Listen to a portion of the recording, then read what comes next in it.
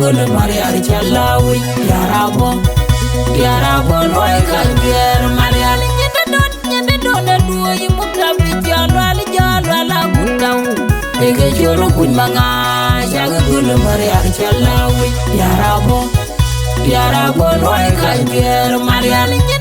nyende don duo yimukta bijalo ala gutaw ege choro kuny manga jaga gulu Mariar Chalawi Yarabo loy kalbier Mariar akanya manyong majuk akaya kuding nyana maumpen alakira jang nyana kuda mana cek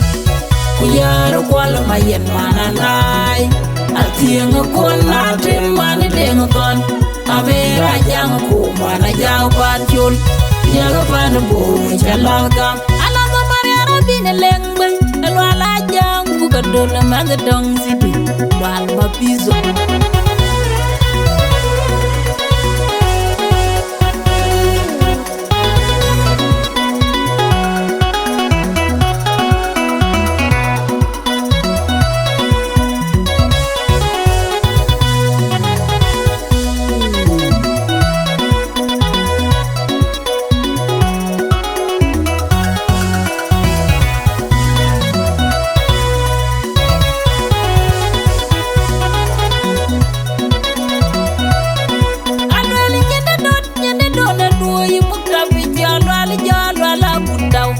ege choro kuny manga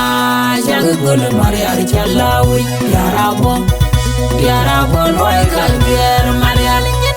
nyende don duo yimukta bijalo ala gutaw ege choro kuny manga jaga gulu Mariar Chalawi Yarabo loy kalbier Mariar nyende don duo yimukta bijalo ala gutaw ege choro kuny manga jaga gulu Mariar Chalawi Yarabo loy kalbier Mariar akanya manyong majuk akaya kuding nyana maumpen alakira jang nyana kuda mana cek kuyar kwal mayen mana nai atieng kon natin mani deng kon abera jang ku mana jang pancul nyaga pan bo chalaga alaga Mariara bin lengben elwala jang bukadol magadong sibi wal mapizo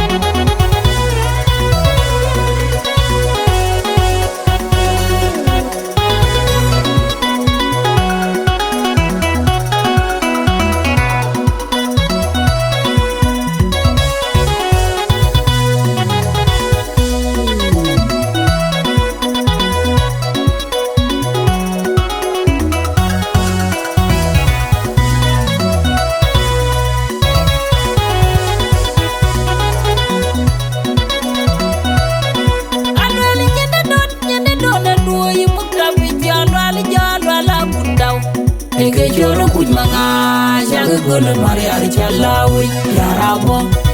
Yarabo loy kalbier Mariar nyende don duo yimukta bijalo ala gutaw ege choro kuny manga jaga gulu Mariar Chalawi Yarabo loy kalbier Mariar nyende don duo yimukta bijalo ala gutaw ege choro kuny manga jaga gulu Mariar Chalawi Yarabo loy kalbier Mariar akanya manyong majuk akaya kuding nyana maumpen alakira jang nyana kuda mana cek kuyar kwal mayen mana nai atieng kon natin mani deng kon abera jang ku mana jang pancul nyaga pan bo chalaga